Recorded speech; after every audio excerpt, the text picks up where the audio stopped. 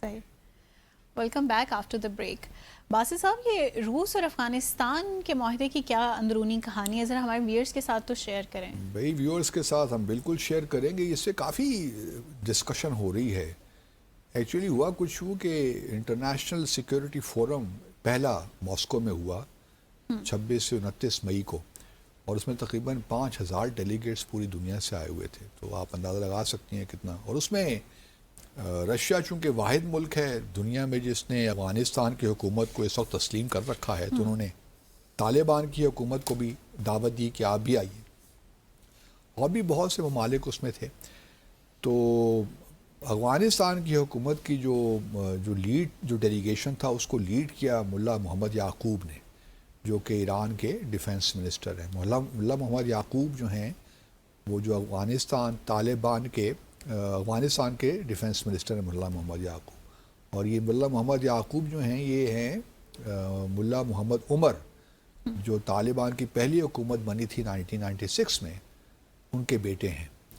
تو کافی اہم شخصیت ہیں اس سیٹ اپ میں بھی جو اس وقت افغانستان میں ہے.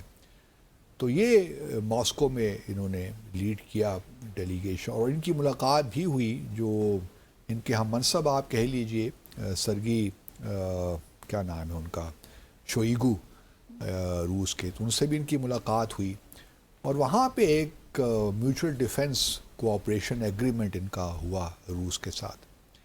اب اس کی جو پروویژنز ہیں ہمارے سامنے نہیں ہیں کہ اس میں ہے کیا، لیکن جو چیزیں ماسکو رشین میڈیا سے آ رہی ہیں یا افغانستان کے میڈیا سے آ رہی ہیں، اس میں یہ کہا گیا ہے کہ یہ جو کوآپریشن ایگریمنٹ ہے، ڈیفنس کوآپریشن ایگریمنٹ یا سیکیورٹی کوآپریشن ایگریمنٹ، یہ ایکچولی اس کا فوکس ہوگا دہشت گردی، ٹو کاؤنٹر ٹیررزم.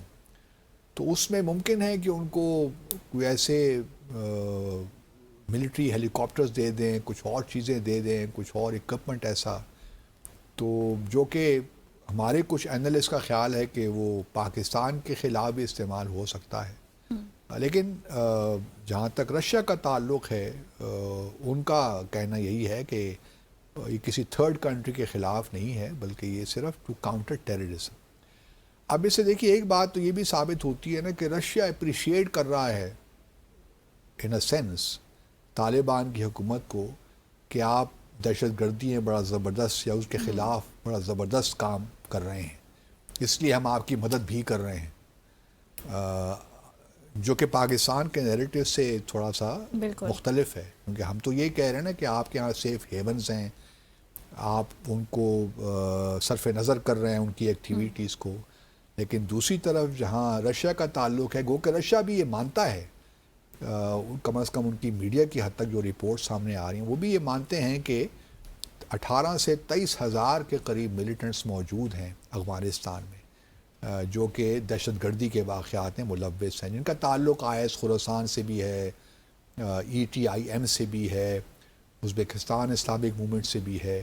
تو یہ تمام وہ آؤٹ فٹس ہیں جن کا، لیکن اس میں شاید TTP کا نمبر لوگ شامل نہیں کیے، کیونکہ TTP کی شاید تعداد زیادہ ہوگی، وہ یا شاید ہوں بھی، I do not know exactly. لیکن یہ ابھی بھی ماسکو میڈیا سے یہ رپورٹس آ رہی ہیں. اب یہ جو ڈیفنس ایگریمنٹ ہوا ہے، اس میں ہمارا اس طرح کوئی آفیشیل ریئیکشن تو نہیں آیا، کیونکہ ابھی ہمیں پتہ ہی نہیں ہے کہ اس کی اصل پروویژنز ہیں کیا، کیونکہ ابھی تو صرف ایک خبر آئی ہے نا، اور اس میں ابھی ڈیٹیلز نہیں آئیں کہ اس ایگریمنٹ میں ایکچولی ہے کیا.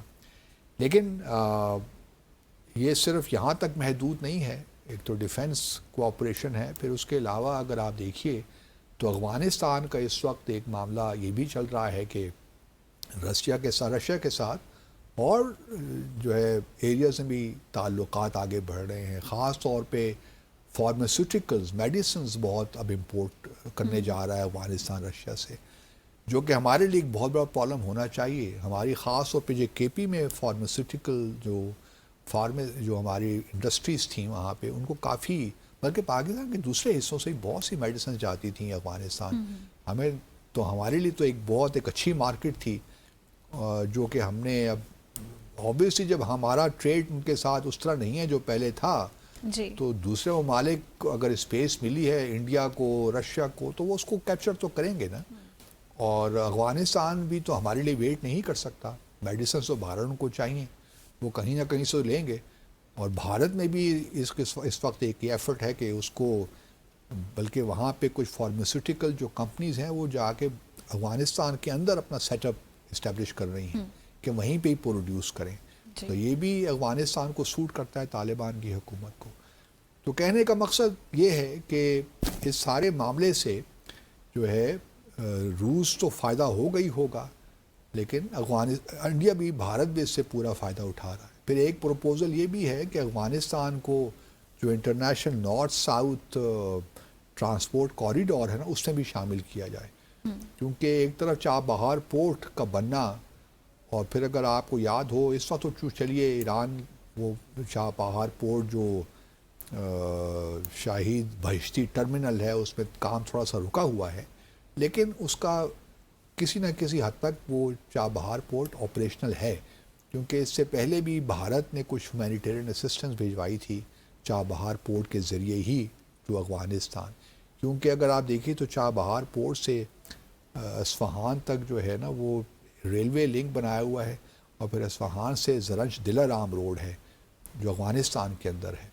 تو یہ کافی پورا نیٹ ورک بھارت نے اسٹیبلش کر رکھا ہے, لیکن فی الحال اس پہ کام رکا ہوا ہے فار آبویس ریزنس, کیونکہ اپریل میں 6 ماہ کی جو ایگزیمشن ملی تھی وہ ایکسپائر ہو گئی اپریل اس سال. تو اس پہ بھی دوبارہ کام شروع ہو جائے گا ایٹ سم اسٹیج, جو ابھی رکا ہوا ہے. تو افغانستان جو ہے اس وقت بڑی زبردست کوششیں کر رہا ہے کہ اس کو انٹرنیشنل ریکگنیشن مل جائے.